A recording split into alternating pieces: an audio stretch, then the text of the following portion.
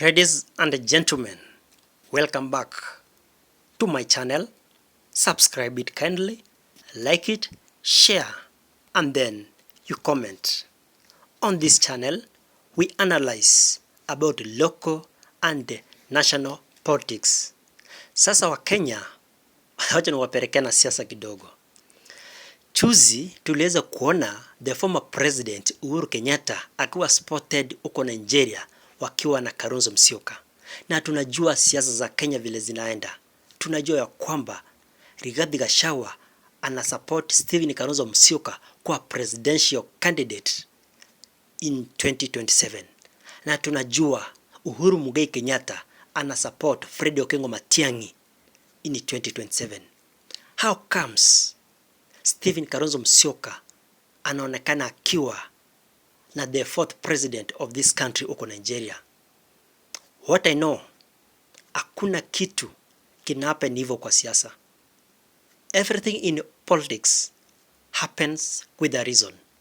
Huwezi ni convince ya kwamba mbona Uhuru Kenyatta akuandamana na Fred Okengo Matiang'i presidential candidate wake aende huko Nigeria aweze kuongea na wale watu waweze kumfinance financially akuje kukampeni. How comes the former president anachukua Stephen Kalonzo Musyoka ambaye anakuwa supported na Rigathi Gachagua anaenda na yeye huko Nigeria? Hayo ni maswali tunajiuliza kama sisi wa Kenya. Na ni nini Uhuru Kenyatta alikuwa anaambia supporters wake ambao wana support Fred Okengo Matiang'i? Supporters wa Kalonzo, supporters wa Matiang'i, huu ujumbe waliona mtandaoni, ni nini kinakuja kwa akili zao? Hayo ni maswali tunajiuliza bila majibu. Je, the former president Uhuru Kenyatta akiamua ya kwamba atasupport Stephen Kalonzo Musyoka kuwa presidential candidate wake ni 2027, akuwe deputized na Fred Okengo Matiang'i, supporters wa Matiang'i, how will they react? Ama Fred Okengo Matiang'i akiwa presidential candidate and then Kalonzo Musyoka akuwe deputized, ani Fred Okengo Matiang'i akuwe deputized na Stephen Kalonzo Musyoka, how will the supporters of Kalonzo Musyoka react? Na tukumbuke in 2022 hii ilikuwa changamoto sana. Sababu ni gani? Kalonzo Musyoka alisema atakuwa kwa debe, lakini Uhuru Muigai Kenyatta alikuwa amewekelea mkono wake juu. Aliweza kuconvince Stephen Kalonzo Musyoka aka step down for Martha Karua, and then Stephen Kalonzo Musyoka akaachia Martha Karua akawa deputy president.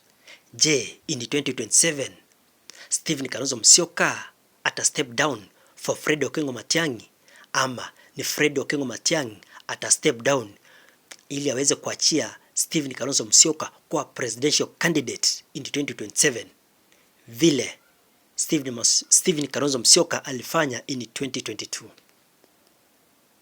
Na hiyo inaacha wapi Gachagua kwa siasa? Na mnajua Gachagua na Uhuru they are not in good terms. Kwa nini? Sababu Rigathi Gachagua aishachukua Mount Kenya na Uhuru Kenyatta amekuja and then anataka kuchukua Mount Kenya. So these two guys, Rigathi Gachagua na Uhuru Kenyatta, they are not in good terms. Na how come Stephen Kalonzo Musyoka anaonekana na Uhuru Kenyatta huko Nigeria? Mimi najaribu kuangalia hii. Uhuru Kenyatta anajaribu kuambia supporters wa Fred Okengo Matiang'i, anajaribu kuambia supporters wake, anajaribu kuambia supporters wa Kalonzo Musyoka ya kwamba mimi nishaamua ninaenda ama na settle down na Stephen Kalonzo Musyoka. Sasa Kenya wataenda kuagree, sisi hatujui kama wa Kenya. Tunaongoja tujue ya kwamba ni ukweli Stephen Kalonzo Musyoka ndiye atakuwa presidential candidate ama Fred Okengo Matiang'i. Hilo ni swala nyeti tunastahili kujiuliza.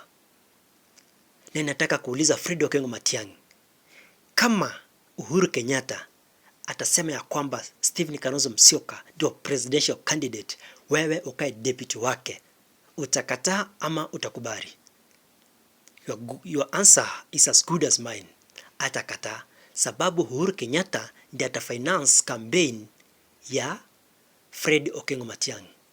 Uhuru Kenyatta ndio party leader wa Jubilee Party, kumaanisha ya kwamba Fred Okengo Matiang'i ndio deputy party leader. So Kalonzo Musyoka anaweza run kuwa presidential candidate and then Matiang'i aweze kudeputize Matiang'i. Let us wait and see how this game is ending. Guys, thanks for listening. Don't forget to subscribe to this channel for more updates on local and national politics. Thank you so much.